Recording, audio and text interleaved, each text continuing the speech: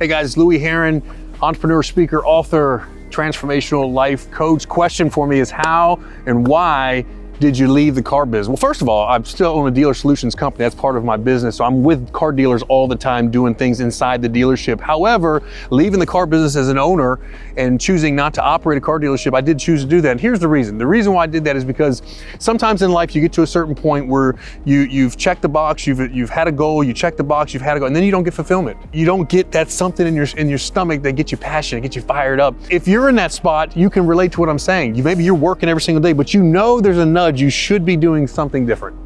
And for me personally, that's what I got. I got the nudge to help people, love people, grow people, encourage people, inspire people, motivate people, and bring people to another level.